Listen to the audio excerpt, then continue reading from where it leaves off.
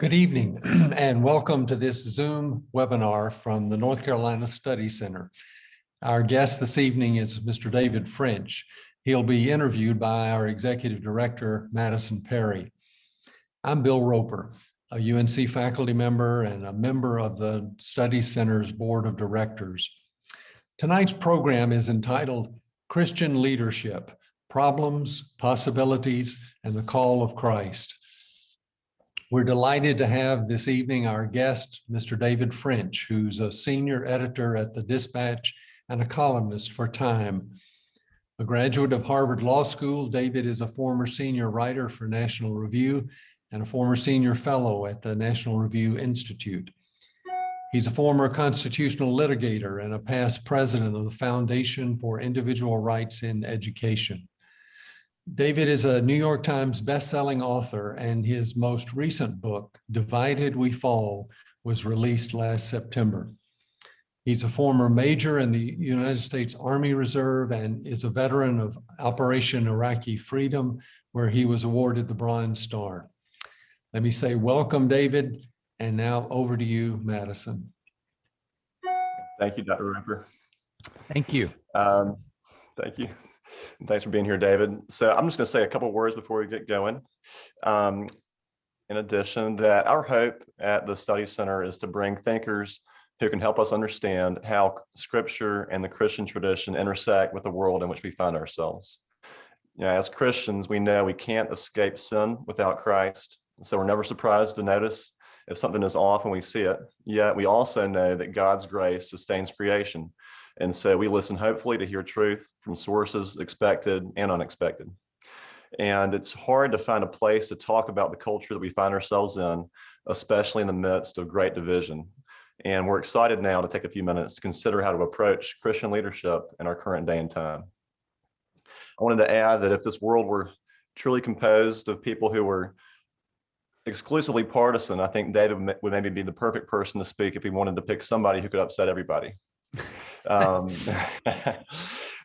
David he's got a great history of taking different stands and trying to think creatively, but also within the Christian tradition and to speak openly. So I hope that you all will listen charitably and think deeply and respond with the Spirit. And David and I will be in a conversation for about the next 35 minutes. And then we set aside a lot of time for Q&A. So you can post messages in the comment box if you have questions, and we will be getting to those in about 40 minutes. So with no further ado. So David, thank you again for joining us, especially in a state that's now, oh no, you're in Tennessee. How's we're snowed in. We're snowed in. We have power, and water. So we're definitely, we're doing fine, but it's a standstill. Oh, wow. Are you running on a generator right now, or are you on the grid? Oh, no, we're on the grid. I mean, there was even an article in the local paper saying, why do we have power and Texas does not? And the answer was, we have more nuclear and we're better winterized. So yeah, it's fascinating. Well, so I thought maybe a good place to begin, I'd like to start sort of with big picture kind of life in America as we know it, and then move into the church and then sort of end our segment talking about daily life. So we had one friend send in a few questions that I thought would be a good place to begin just to kick things off. So, in this highly politicized country, should the church voice its opinion? Should we? Yeah.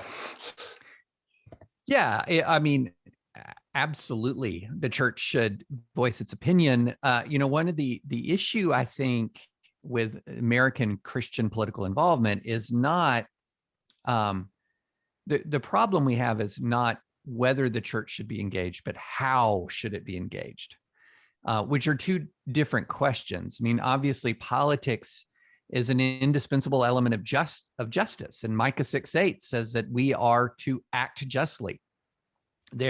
The Bible is replete with admonitions for believers to seek justice and to act justly. So politics is an aspect of that. It's not the only aspect of that, certainly, but it's an aspect of that. And so to completely disengage from that quest for justice in the political sphere, I think, would be wrong for believers to do. But that's really only part of the equation. So there's a what, seek justice or act justly, but there's also a how. And I go back to the Micah 6:8 formulation where it says, what does the Lord require of you, O man? What is good?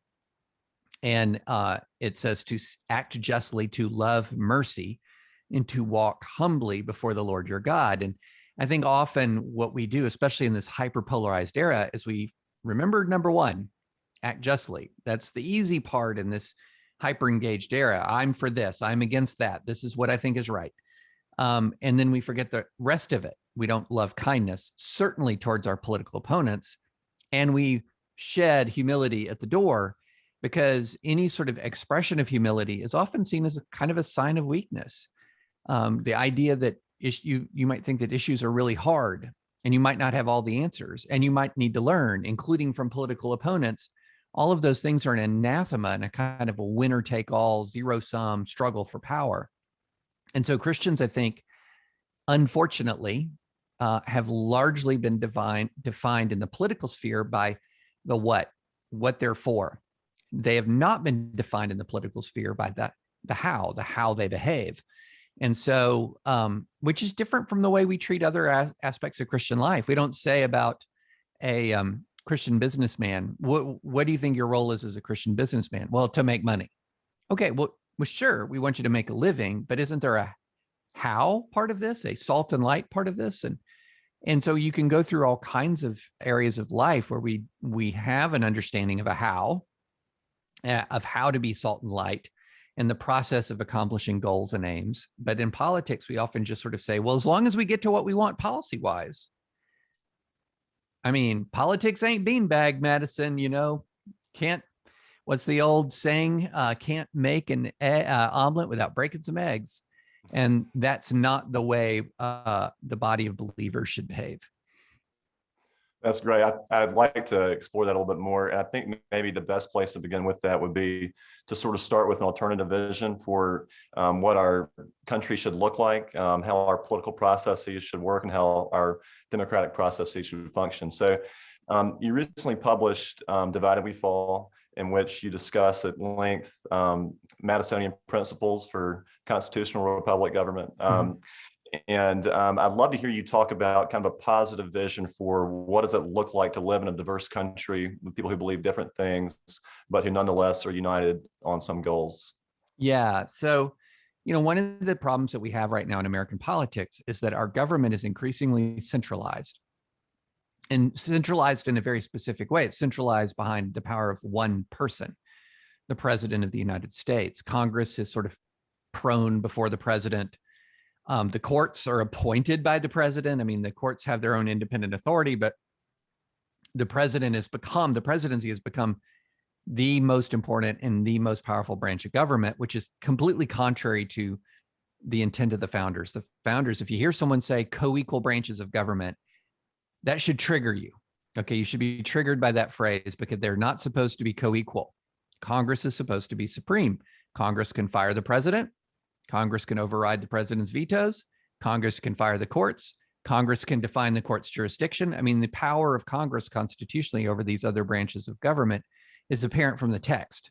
But leaving that aside, what we have is a country that is increasingly centralized in power, even though it is increasingly diverse in its demographics.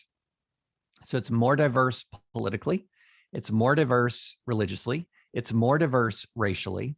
It's been always incredibly diverse geographically, which shapes culture. It's more diverse culturally. And to then take one person and have an increasing amount of power over that increasingly diverse community creates inherent and dramatic tensions. And we see this all the time. So one of the things, though, that this is not unanticipated by the founders. And so James Madison in Federalist number 10, which is my favorite Federalist paper, it should be your favorite Federalist paper, lays out how do you deal with divisiveness, what was called the violence of faction. And one of the solutions was essentially expand the sphere, allow many factions to bloom. And so you don't try to dominate. You're accommodating other points of view. You're accommodating other communities. You're accommodating other faiths. And what's really important about that is not relativism. Okay. Pluralism is not relativism. Pluralism isn't moderation. In a pluralistic society, very conservative and very progressive communities can exist. It's not everyone meeting in the middle. It is many different communities with many different distinct viewpoints existing simultaneously. And so that's part of the vision of the founders, the Federalist vision of the founders. And so when I talk about pluralism, a lot of people hear, oh, relativism, moderation. No. I'm talking about how do very diverse communities learn to exist and thrive together in a diverse republic. And that's what I'm talking about when you talk about pluralism. Right. And can you just go one step further and also ground that sort of in kind of build a Christian vision for pluralism and why that's a good thing? Yeah. Well, I got to quote Lin-Manuel Miranda, quoting George Washington, quoting Micah. Okay. So the musical Hamilton repopularized this verse. And I think of pluralism like this. I think of it as the what is defined in Micah 4:4. Every man shall sit under his own vine and his own fig tree, and no one shall make him afraid. Now that's a verse that George Washington used almost 50 times in his writings, almost 50 times. And most famously, he used it to write to the Hebrew congregation of Rhode Island when this incredibly persecuted religious minority was trying to figure out where do they fit in this new nation. You know, there's this new nation. Where do Jewish Americans fit? And George Washington famously wrote them a letter, and it contained that phrase, every man shall sit under his own vine in his own fig tree, and no one shall make him afraid. And so I think of these two Micah verses as sort of the bookends. What is the object? Every man shall sit under his own vine and his own fig tree, and no one shall make him afraid. How do we get to that object? By acting justly, by loving mercy, and by walking humbly before the Lord your God. That's a beautiful verse. And yeah, that's really, really good. So as you think about the pursuit of cultural change or the reality of cultural change, I grew up, and one of the very first things that I heard about our culture was basically that there was a war going on in our culture. And so I'm used to that narrative. I'm less used to understanding how change would happen in a pluralistic setting that seems to be framed more by peace and the absence of fear. So I'd love for you to talk more about what that looks like. Yeah, one of the things I talk about in my book is that as practical matter, pluralism means pushing authority down to the lowest possible level. So federalism is a word that has got a lot of currency in conservative circles. Localism is a word that has more currency in progressive circles. But the bottom line is, let California be California, let Tennessee be Tennessee, or to get more granular, let Berkeley be Berkeley, and let where I live, Franklin be Franklin. I live in a community just outside of Nashville. Now, how does that work? How does that work without raising some of the specters of the oppressive past?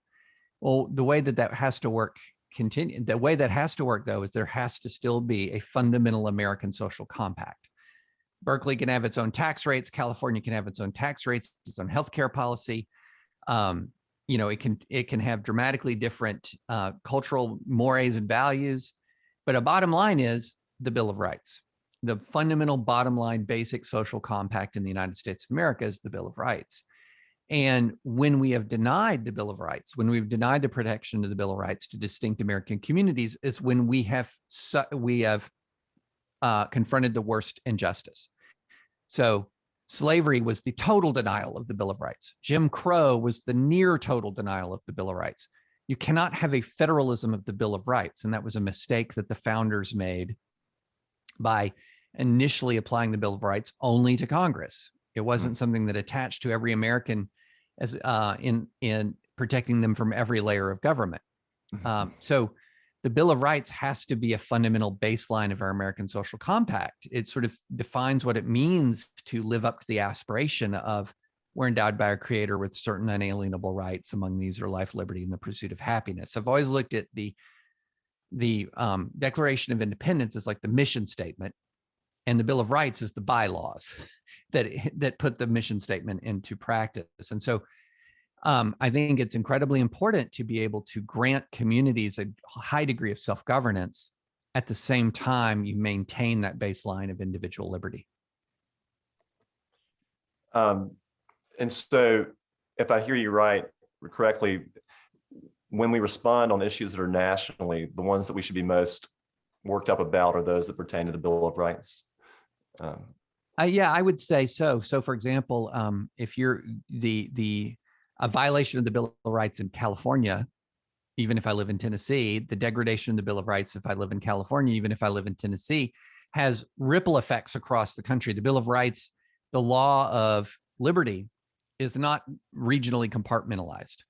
And so those ripple effects, I think, radiate outward from any individual violation of liberty, and the benefits of liberty radiate outside of any individual case. I'll give you a perfect example. A lot of folks who are progressive were very, very, very upset at the outcome of the case Hobby Lobby in the Obama era, where Hobby Lobby won a case under the Religious Freedom Restoration Act that protected it from being forced to provide no-cost abortifacients to its employees. 4 categories of contraception out of about 16 or 20 or so covered under the Obamacare contraceptive mandate, Hobby Lobby disagreed with providing to their employees. And a lot of people just hated that case, saying, well, how dare they be able to impose their beliefs on their employees, et cetera, et cetera. But they won at the Supreme Court. Well, several years later, there's a coalition of religious progressive activists in southern Arizona who were leaving out food and water for illegal immigrants as they were crossing the border in a very desolate part of the wilderness so that they could eat and drink and not die of exposure out in the wilderness. And they were these activists.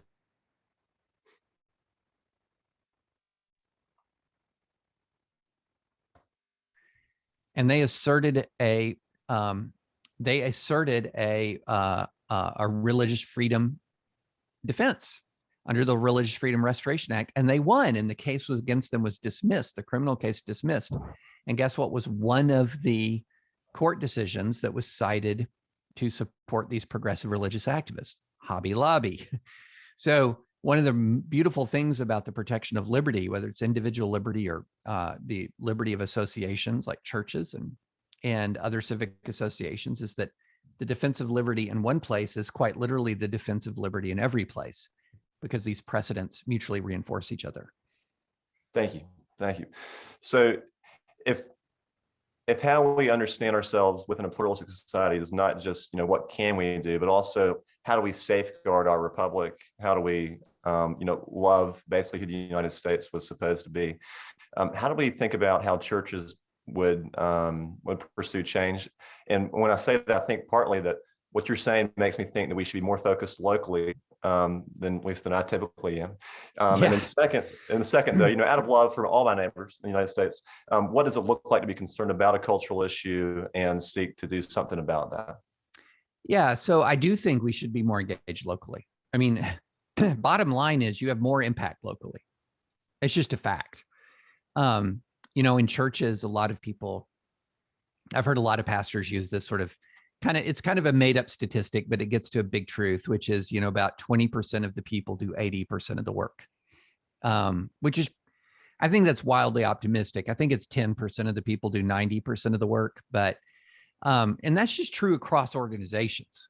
I mean, I used to be chairman of my kid's school board, of my kid's school, and it was probably 5% of the parents who did 95% of the work. I mean, and so if you get engaged locally and you are energetic, you're going to immediately have a disproportionate effect. I mean, it's just the facts. It's just the way the world works if you get engaged locally. But if you're tweeting nationally, right, the effect of your activism cannot be measured with an electron microscope. It's so small. And the odd thing is we often get, we're inversely emotionally attached. Our emotional attachment is often inverse to our influence. And so we have this tiny bit of influence and this immense amount of emotional attachment to what's happening. And that's a recipe for anger and fury and despair. Mhm. And part of that is actually a problem with our system. Part of that's a problem with our system. That's the aggregation of power at the top. It's also the fact that, the way that the combination of gerrymandering, the electoral college, the big sort where we live in these hyper concentrated partisan areas, leaves it to where most of us never cast a meaningful, or many of us never cast a meaningful vote in our lives for a national office. I'm 52. I've been voting in presidential elections since 1988. I've never cast a vote that mattered in a presidential election. I've always been either in a very blue state or in a very red state. I've always been either in a very red congressional district or a very blue congressional district. And so here you are getting furious about national politics. At the same time, you're often just impotent to deal with it. But you always have the ability to do something locally. You always do. It's just it's like low hanging fruit. It's just right there. Right. I think the one thing that whole situation does is it makes you ask, like, oh, if I only did have control over the national scene, then I could finally do stuff. And it makes power that much more alluring. And I've heard you talk before about this, but I'd love for you to talk about just kind of the temptation for power that I think a lot of us feel. And again, kind of maybe how that transgresses what you really want for in a healthy pluralistic society. Yeah, it's interesting. I think particularly for Christians who are frustrated by a lot of culture change, you don't know how to change a culture. You do know how to pass legislation. Okay. And so you can sit there and you can think, okay, well, porn is endemic in the church and elsewhere. Porn is endemic in our culture. Well, how do you get people to stop looking at porn? Well, here's one option. You can try to work on the culture. Here's another option. You can try to creatively figure out how to pass a law, which seems easier. Okay, which seems easier. Or let's go with a big issue, abortion. Okay, abortion, thankfully, is much less common than it used to be, but we still have way too many abortions. So you think, how do we have fewer abortions? On the one hand, you can continue, I say continue because the culture has been changing with regards to abortion for 40 years, but you can continue that long, hard, laborious work of culture, or you can try to go for the master stroke of the Supreme Court ruling, which, by the way, wouldn't end abortion even if you overturn Roe. And so a lot of times there are things that have occurred in our culture that are negative, or things that have occurred in our culture that really distress us. And so what has ended up happening is, feeling impotent to deal with cultural change, we have turned to politics. But politics is often impotent in the face of cultural change.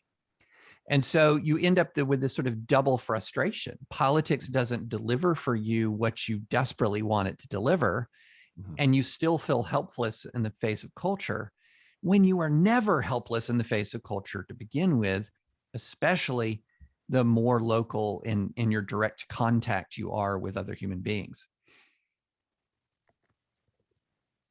That definitely resonates.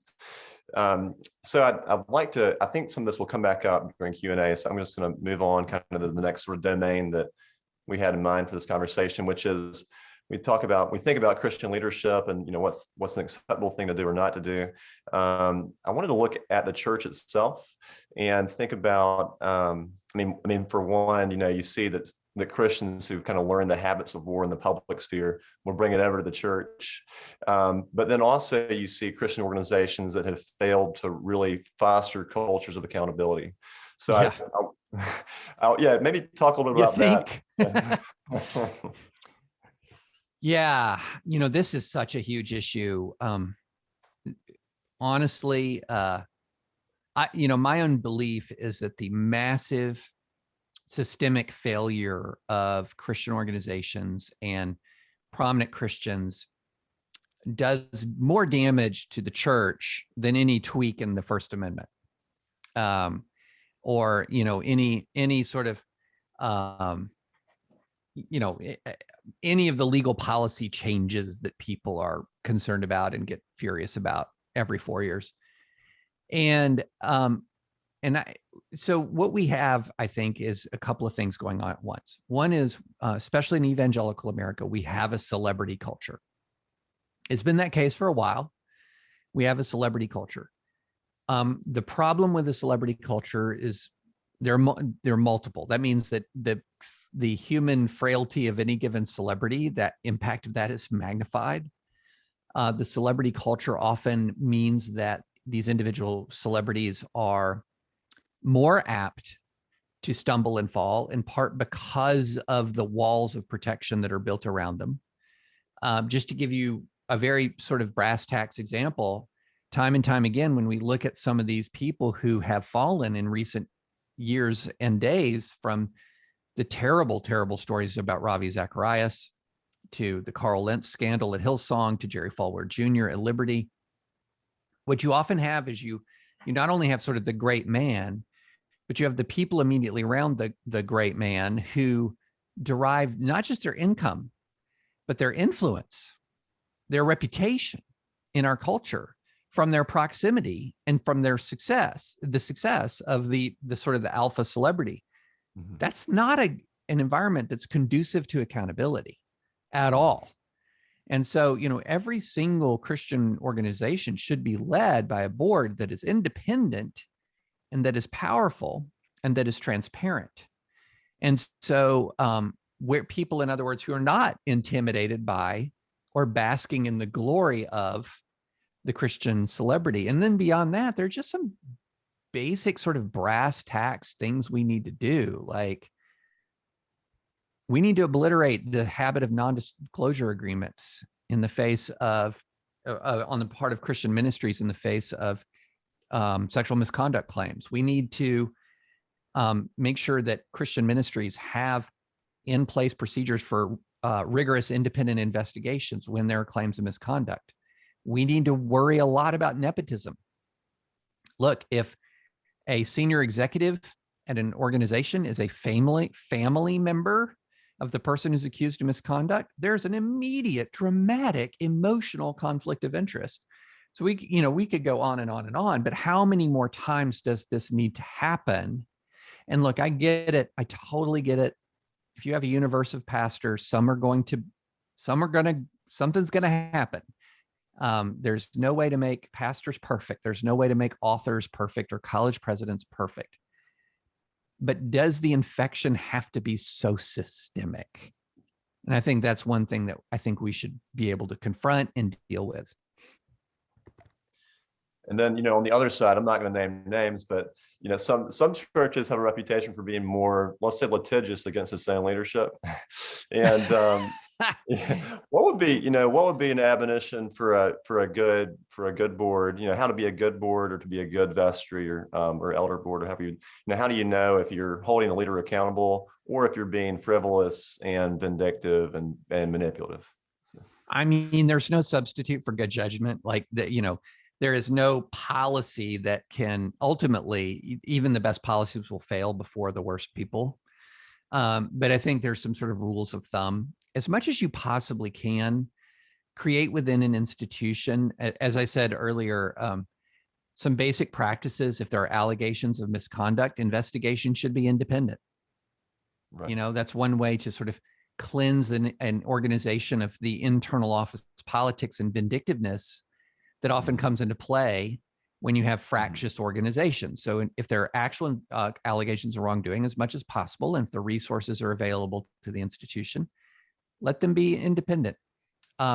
Also, one of the things I think that's really important is try to make sure that board members come from a background that is not just financial benefit. It's often sort of a rule of thumb in a lot of nonprofit worlds that you'll either have a fundraising board, because the job of the board is just to write checks and facilitate the writing of checks, and a governing board, or a governing board. Well, sometimes you got to have the fundraising board. So it's just a matter of financial necessity. but you got to have an independent and powerful governing board. And it shouldn't be family members, and it should not be comprised of people who are deriving a substantial part of their prestige by their membership on the board. In other words, I think of look at it this way: board members, if at all possible, should be sort of superior in station to the executive that they govern. It's just kind of a rule of thumb. Thanks. Well, that's not a problem on our board, thankfully. Well, I think one question is, as far as you think about how do Christians interact on, let's say, strategies for engaging the world, what should faithful Christians do when their leaders are off base, or maybe when another public Christian leader is off base?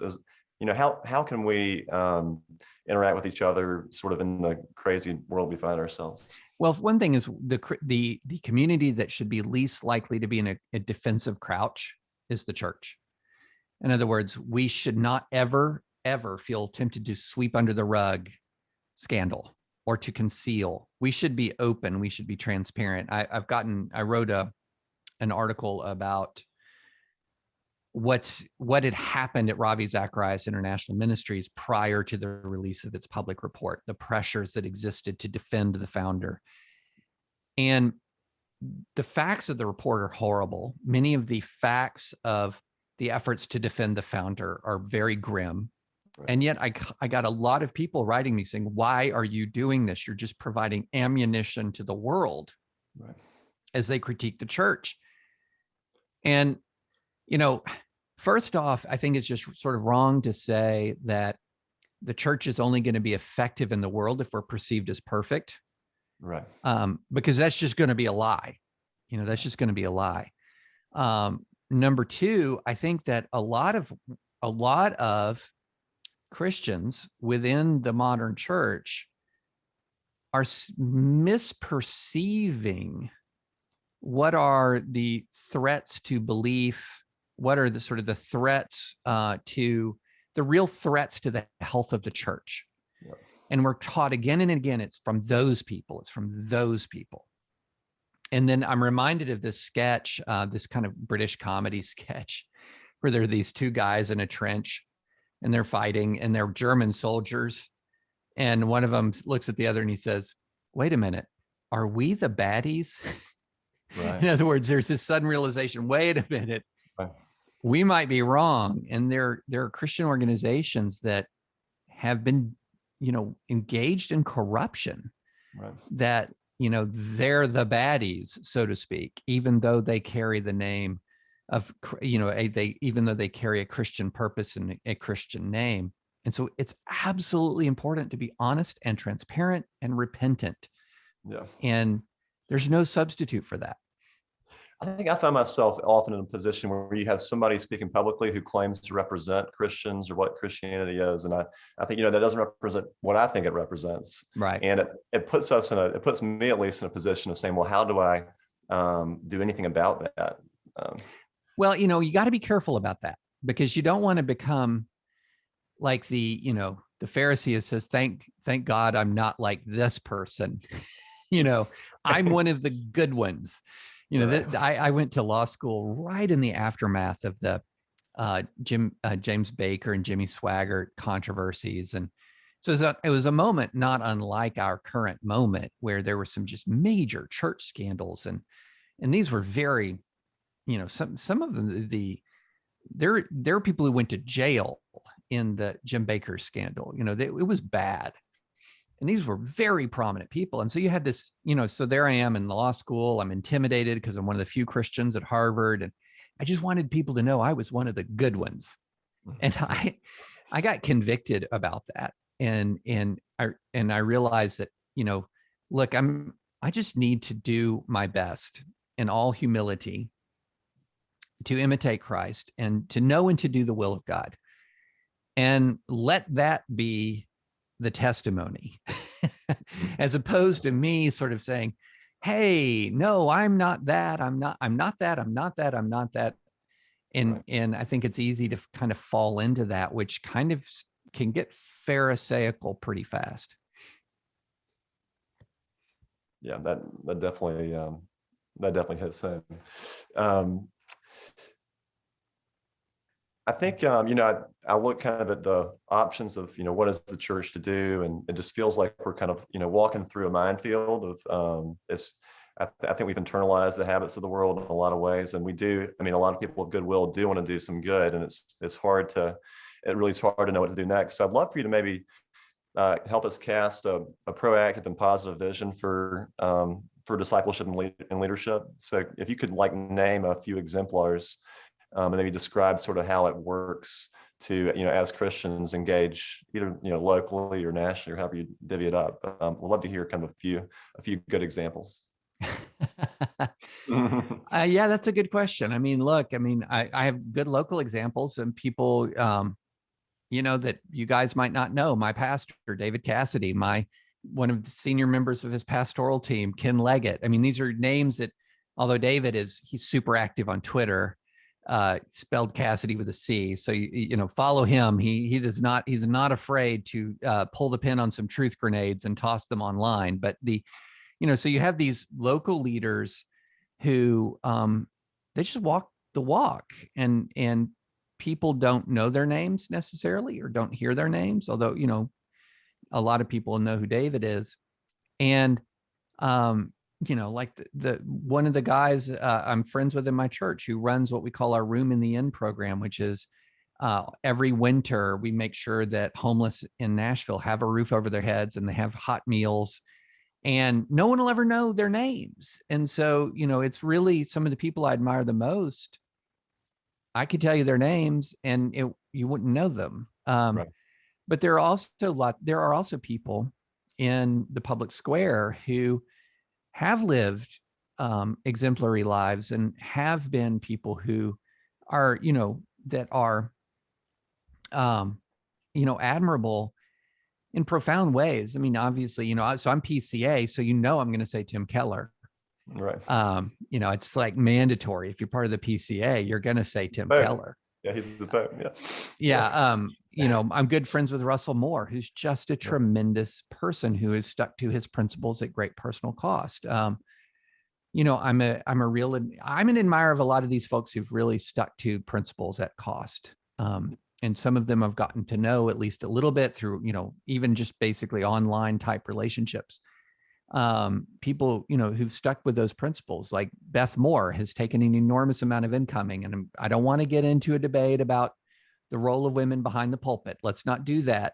But as far as Beth Moore's dedication to principle and to integrity, I admired a great deal. I could go on. The church is not all personified by Falwell Jr. and Carl Lentz and Rafi. Yeah. Yeah, no, I do. And it's good that it's not, because I do think, at least on our campus, people's perception of Christian truth is directly tied to whether or not they find it to be beautiful or good. And so, it is so important that we have, examples of that life well lived. Well, and let me throw some of my Presbyterianism into here. Let me toss a little bit of that. God is sovereign. Okay. God is sovereign. Right. And I think that we often overthink. One of the things that leads us astray is that we often overthink our tactics. We often overthink our approach. We often make a lot of our values malleable depending on what we perceive as working or not working. Right. And what we should be is obedient. We should be obedient and, and trust in God's sovereignty, trust in God's providence in our obedience.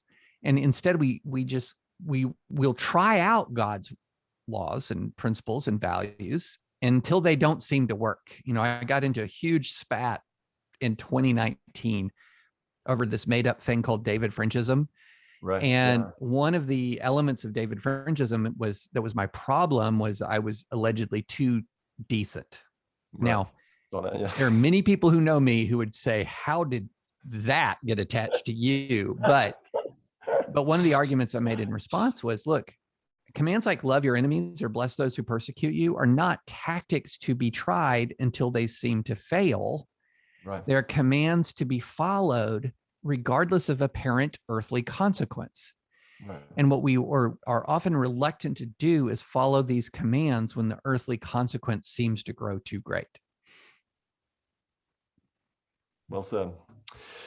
So if you're sitting down to talk to somebody who's sort of, they're really in kind of culture war mode, how do you talk to somebody about that and maybe try to help them gain and expand a vision for what to do or how to act? And let's say that have you ever found yourself in that mode yourself and having to correct yourself? Oh, for sure. Yeah. Yeah. I mean, my goodness. I say this in my book, but I once gave a speech to a conservative gathering in early 2007 before I deployed to Iraq. I was a religious liberty lawyer at the time, pro-life lawyer. And people were saying, it was a question, something along the lines of questioning why I would go to Iraq when I was doing work they really liked here in the US. And my answer was super crowd pleasing in this very conservative gathering. And it was, I believe the two great threats to America are the hard left at home and the jihadists abroad. And I feel called to fight them both. Yay. And then I go deploy to Iraq and I saw what an enemy, what it was like to encounter an actual enemy in the true meaning of the term. And I was so embarrassed by what I'd said. I was so embarrassed because I had lived in Cambridge, Massachusetts for 3 years when I was in law school. First year of marriage was in Manhattan. That's where my wife became a Christian. Yes, it was missionary dating. No, I'm not saying that you should do that, but it worked out for us. We have 25th year anniversary coming up. Our son was born in Ithaca, New York when I taught at Cornell Law School. I had a great life in all those places. Right. And, I can guarantee you one thing I would not have in Balad Ruz, Iraq in 2007, early 2008, if I wasn't defended by the 2nd Squadron, 3rd Armored Cavalry Regiment, I would not have a life. I would be dead. And so I was so embarrassed by sort of this hyper partisanship. And I'd always been somebody did not think of myself as a hyper partisan. I was a civil liberties lawyer. I defended people on the right and on the left. And I ran a nonpartisan civil liberties organization and FIRE, but still I kind of had absorbed that partisan mindset. And so, it's been a temptation throughout my life. I have to be honest. It's been a temptation. I was all in on Mitt Romney in 2012. I was so crushed when he lost, and I still wish he'd won. But one of the things I think that's important for believers is to shed the partisan mind. Doesn't mean don't vote Republican or Democrat, or don't support a Republican or a Democrat, or doesn't even mean don't run for office. Right. But to have your mind framed through everything framed through the partisan lens, I think is poisonous. So I'm going to go now, and thank you for opening up on that. I'm going to go now to some audience questions. And the first one is how do you react when you see a church that's endorsed a political candidate for office? Well, not many churches actually do, because you're kind of prohibited from it. But this is a good question. I would say, I am most alarmed when I see a Christian community becoming hyper partisan. Not when a Christian support one candidate or the other, but when a community becomes hyper partisan. And I'll give you a good example. Ryan Burge, who's a statistician of sort of Christian, he's like a statistician of religion in America, a researcher of religion in America. Follow him on Twitter. He's from Eastern Illinois University. He's fantastic. He had a series of charts recently drawn from a number of sources that showed what were the political positions of your sort of median Republican and your median Democrat versus what were the political positions of different religious communities. So Black Christians were to the right of the median Democrat. Mormons were to the left of the median Republican, slightly, but a little bit to the left.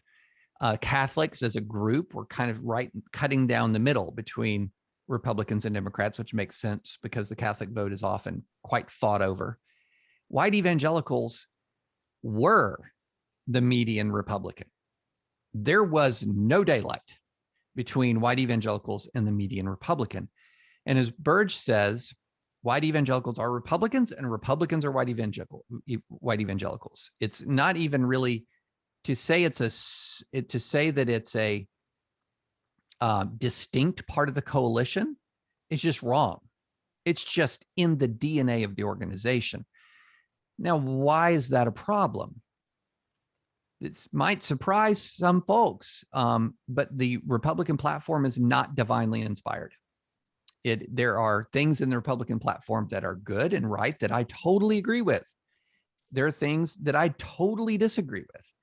And there are a lot of things that are extremely contentious, and Christians in good faith can reach different conclusions about these things. Like Puerto Rican statehood. What's the Christian position on Puerto Rican statehood? Heck if I know. I mean, I'm open to be persuaded one way or the other, but heck if I know. So to have that such a close identity with a body of believers and a political party, I think begins to be a problem, because for an awful lot of people, it's the political party that starts to define you, not the body. You're defined by the party, not by the faith. And then for an awful lot of people who are in that faith, the needs of the party become mixed in with the demands of the faith. And it becomes so difficult to extricate these things. So difficult. And that's what I'm talking about with the partisan mind. Thank you. Yeah, that brings to mind the question of, I mean, do Christians more easily assume a partisan mind than your kind of average citizen? I don't know about that. That was actually an audience question. Just, yeah. I don't know. I honestly don't know about that. I mean, I would say other Christians don't. Mm-hmm. So if you're talking about sort of the white evangelical community, it's super hyper partisan defined. But other, take for example, evangelicals, minority evangelicals, non-white evangelicals. They are very different politically. Some are Republican, some are Democrat, but they kind of cut down more towards the middle. Yet theologically, there's not really any daylight between the white evangelicals and the non-white evangelicals. And we can dive a bit into some of the historical reasons for these distinctions. Right. But some of these historical reasons aren't very pretty. And so, I'd have to think more about that. Related to that is, I mean, I think that most people would say that there are people in America who are captive to an ideology, a partisan mind, a conspiracy. And I mean, sort of, how do you know if you're in a conspiracy? That's a great you fall question. into one of these kind of closed systems, and you just, I mean, how do you know if you're actually taking all sides into account? Or, I mean, yeah, I'd love to hear you talk about that. Well, so I think if you're deep in a conspiracy, you don't know. In the sense the fish doesn't know if it's wet.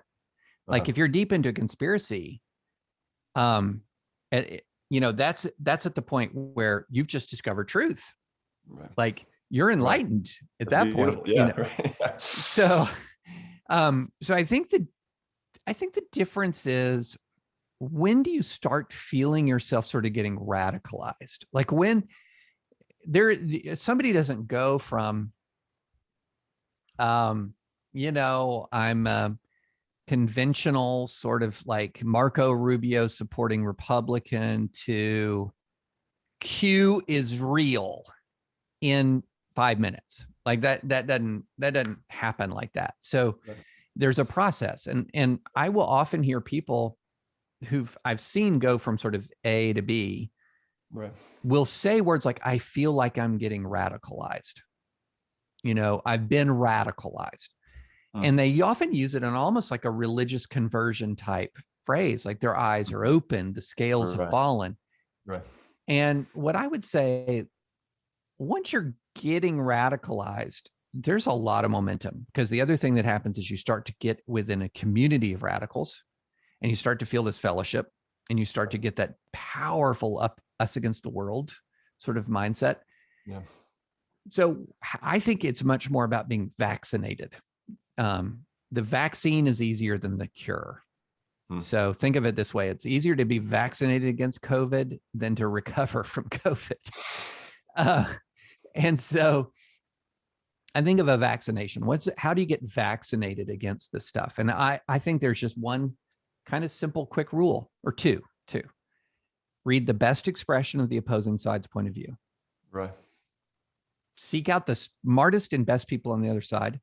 And number two, always try to learn about contentious new ideas that disagree with yours from its proponents, not its opponents. Okay. Let's just throw one out there. Critical race theory. Okay. Right. A lot of people don't know what it is. So if you want to know what critical race theory is, here's the way most people, let's say, are on the right side of the political aisle will do. They'll go to their favorite right-wing commentator and they'll say, tell me about critical race theory. Well, you could be the smartest person in the world about critical race theory. And if you disagree with it, you're not necessarily going to be representing what it is as well as somebody who is. So for example, I have problems. I think there are some aspects of it are useful and many aspects that are problematic. I've been dealing with it to a greater or lesser degree for almost 30 years. Right. But I wouldn't want me to be your source for understanding what critical race theory was. So go to an idea's proponent before you go to the opponent, but go to both and always seek out the best expression of the other side's point of view, not the worst. Because otherwise, if you're seeking out the worst, you're just going to be constantly double down on your own righteousness. Yeah. Which can be flattering. Yes, it can make us feel great. Yeah, you're right. Yeah. I can't wait to read more about how right I am. Yeah. It reminds me of some of the disciplines of being in law school, actually, where you know the other side's argument pretty well if you can say it as well as they can or better. It's a good discipline for critical thought.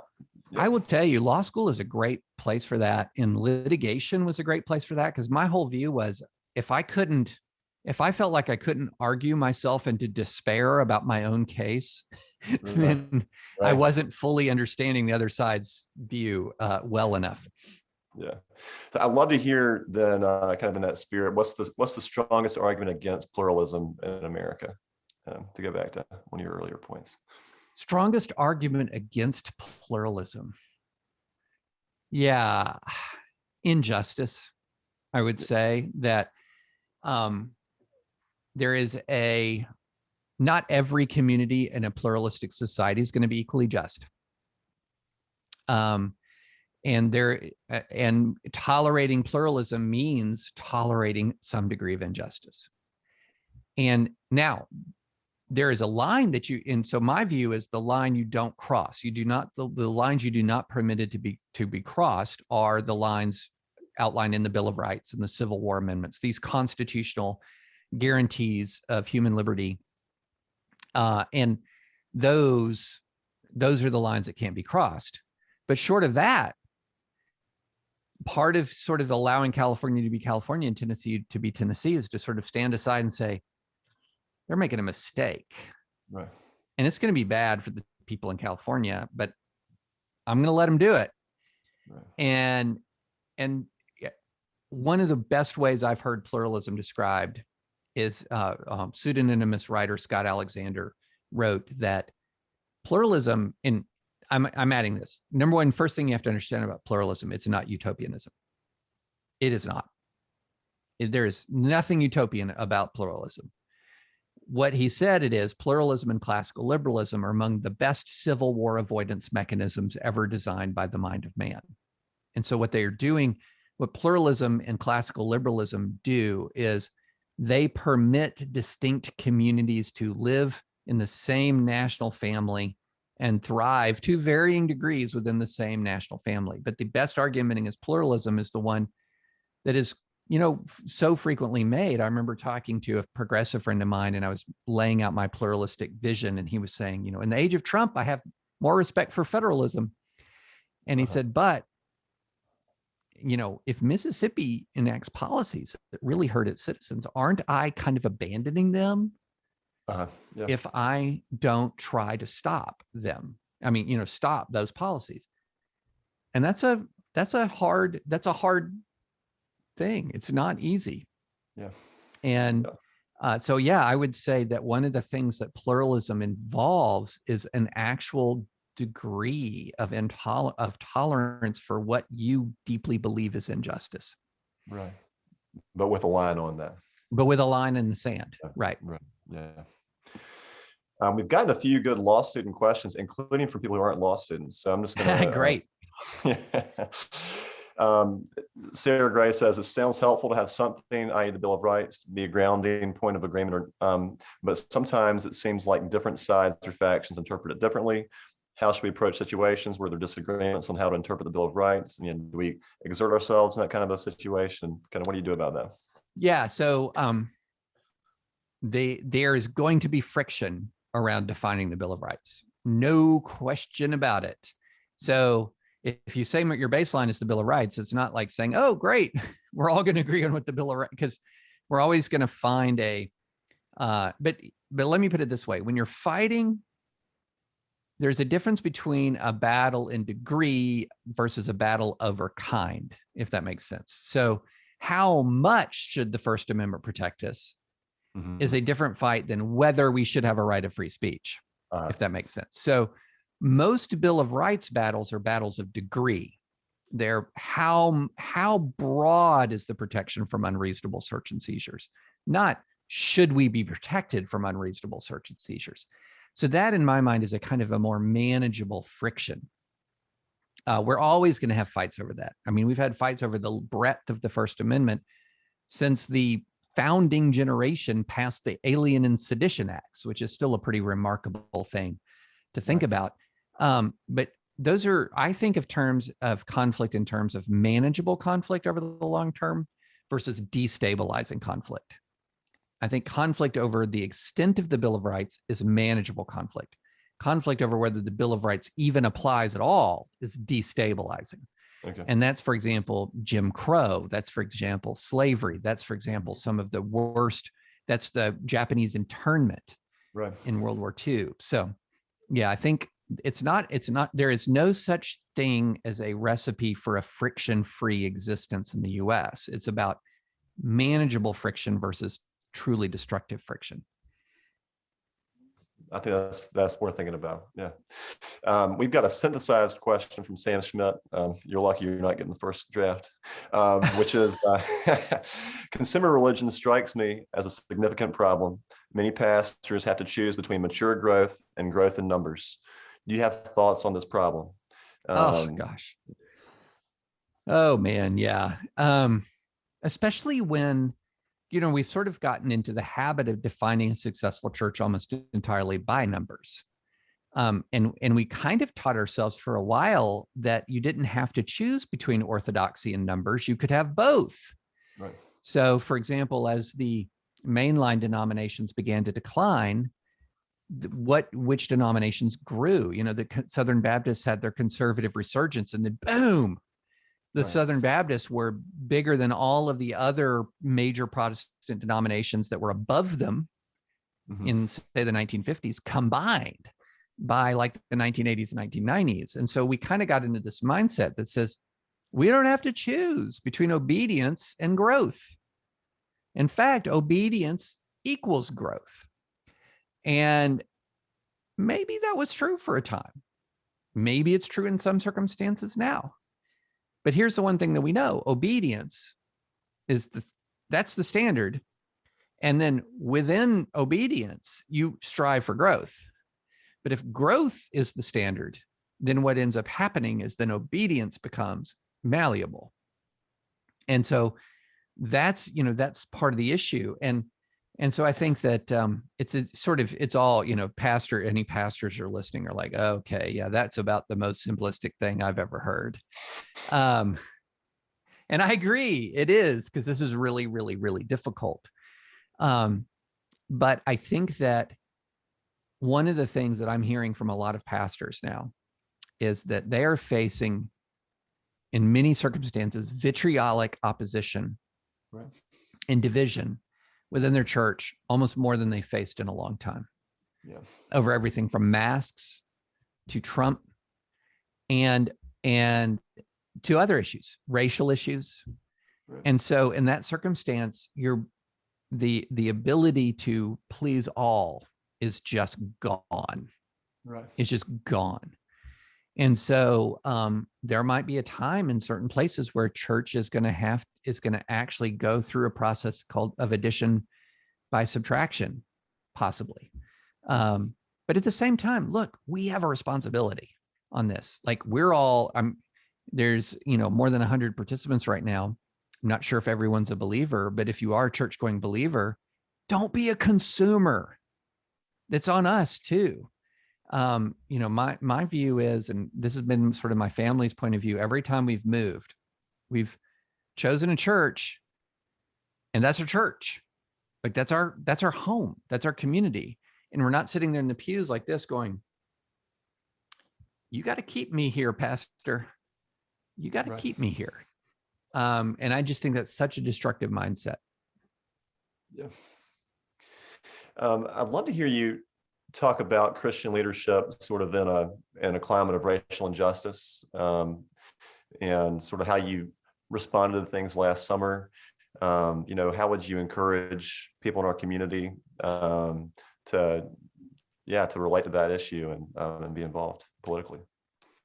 Yeah, so this is one area where, oh boy, got to get that partisan mindset and put it aside for a minute. Right. Because here's one thing that happens if you are somebody who is known as politically conservative and you start to get concerned about things like police brutality, you start to be concerned about things like the wealth gap or the achievement gap in the United States. Yeah. You're going to get called woke. You're going to get called cultural Marxist, even though people don't know what these terms often mean. And you're going to be told you're a critical race theorist. But look, here's the bottom line. For 345 years in this country, there was legally mandated racial discrimination defended by violence. 246 years of slavery, 99 years of various degrees of Jim Crow. That has massive effects on a nation, culturally, economically, politically, religiously, massive effects. Those effects are not eliminated through 56, now going on 57 years of contentious change since the Civil Rights Act of 1964. And so I do think it should be a priority of Christians to try to deal with and ameliorate and ultimately eradicate the effects of 345 years of state-enforced, of state-mandated racial discrimination defended by violence. It should be a priority of Christians. And it's not going to fit neatly in your pre-existing ideological box. It's not. Tim Keller wrote something that was really controversial a couple of years ago, and he was talking about sort of eschewing partisanship. And he said, look, under the current sort of party frameworks that we have now, if you adhere to Christian orthodoxy about sexual morality, you're going to look really conservative. If you adhere to and strive for biblical justice in the context of race, you're going to start to look more politically blue than politically red. And so where do you fit? I know a lot of younger Christians who say, I'm pro-life and I'm anti-racist. Where do I fit? And you got to be comfortable with the idea that maybe the red jersey or the blue jersey doesn't fit you particularly well, and that you're going to be navigating a different kind of course. Thank you. I'm trying to find like a good last question for us to end on. I'm checking our time. And all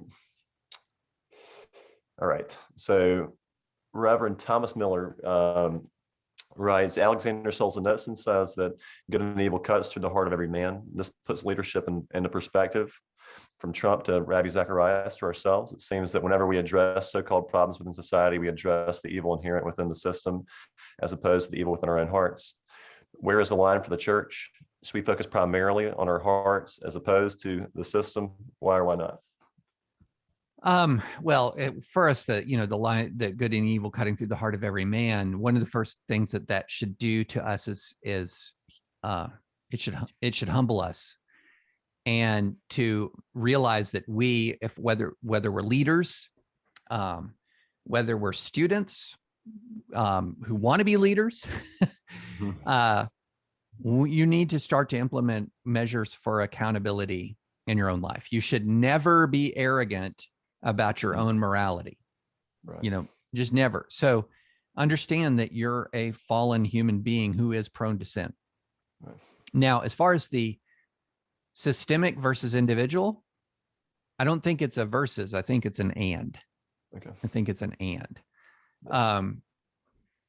I think that there's an aspect, for example, to dealing with racial injustice and historical separation between white and black in this country that's relational. You know, there's an aspect that's relational. And I think a lot of people who always look in the political lens say, don't say relationships. But Right. it is, there's an aspect that's just flat out relational about, you know, forming deep bonds with other human beings created in the image of God and working together side by side in a community, in a church, in a workplace.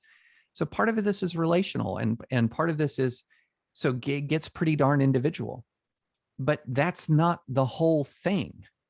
You know, one of the things about it's hard to read the Old Testament and the New Testament together and come away with the idea that God is not concerned with the justice of a society.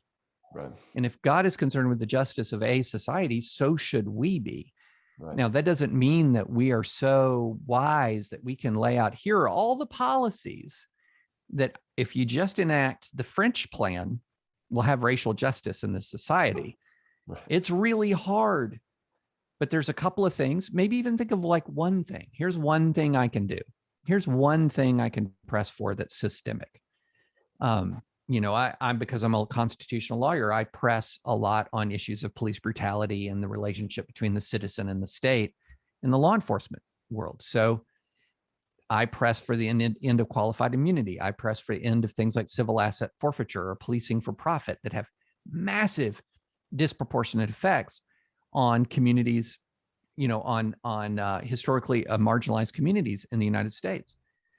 I don't pretend that's everything, you know, but it's something. Yeah. And it's systemic. And so I think it's not a versus, I think it's an and. Yeah. Thank you. Okay, we do have 2 minutes. And the last question I wanted to ask is good, which is there a problem when Christianity equals power and influence? And how do we navigate worldly power as people of faith, which we've been kind of talking about, but I think just to wrap up, I think that's a good one. I mean, you know, it's interesting. One of the interesting things that has occurred in the United States of America is that the white Protestants have lost power, but have gained liberty in this society and are not happy with the change. So here's what I mean. Liberty is what you enjoy and you exercise against power. So if a right to free speech, a king has a right to free, you know, does a king have liberty? No, the king has power. You know, he has the power to speak. A subject who speaks back to the king without losing his head has liberty. So the difference there is, what can I do in the face of power versus what do I do with power? And I think a lot of times we really have confused the loss of power with the loss of liberty. Mm-hmm. And white Protestants had enormous amounts of power in the US historically, and we did not always exercise it wisely or well. Yeah. Okay. And so one of the things we have to divorce from our minds is the idea that more power for Christians equals more justice. That's not historically always been the case. And so what we're seeking is more justice. That's what we're seeking, is more justice. And we should never fall into the trap of thinking that in me seeking more justice, that equals me having more power. Right. And so I think that's the admonition is to act justly, you know, and so I think that's one of the issues, is that we believe that justice equals our power. And the history shows us that it often doesn't. And in fact, history shows us that the quest for power and the temptations of power are an impediment to justice, even when a Christian is exercising power. And so if you keep your eye fixed humbly and prayerfully on justice as opposed to power, then I think that you're going to be much less prone to the corruption of power. Thank you, David. That's a really great close, and we really appreciate you being with us tonight. As we sign off, I just thought I'd kind of wrap up by just mention a few things that I appreciated. David, I really liked and appreciated how you grounded your thoughts both in Scripture, a deep reading of the law, awareness of our current circumstances. And I know it's not easy for you to do what you do. And on behalf of us, thank you. Thank you also for being open to hearing whatever questions we have. And for you all who didn't get to have questions answered who have reflections, we'd love to hear from you. So feel free to email us thoughts. There might be a way for us to collect some. I do think, politics and basketball are the water we're swimming in right now. And we don't have enough places, I think, to reflect in an even way kind of on the strategies and the realities of our politics. And I think too, it's good to keep in mind that when we say politics, we don't just mean national partisan politics. We mean how people work together toward common ends. And so I hope we can become political in the true sense of the word. And also, David, I think this kind of moves us to be more aware of our own proclivities to desire power and to evade accountability. So if it's okay, I'm going to close us in prayer, and then we'll call it a night. Father, thank you for giving us the time and space to reflect. I pray that we would hear your Spirit guide us as we remember what we've talked about and thought about.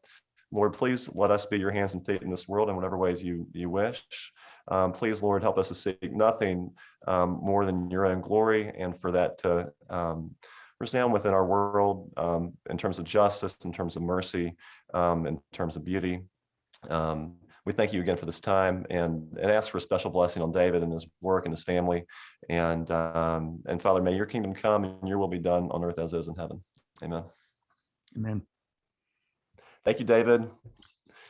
Thank you. Much appreciated. Oh, and I forgot to say, everybody, if you're still here, David has a great daily email newsletter. It's called The Dispatch. It's not the Daily Dispatch, it's The Dispatch. Google it, check it out.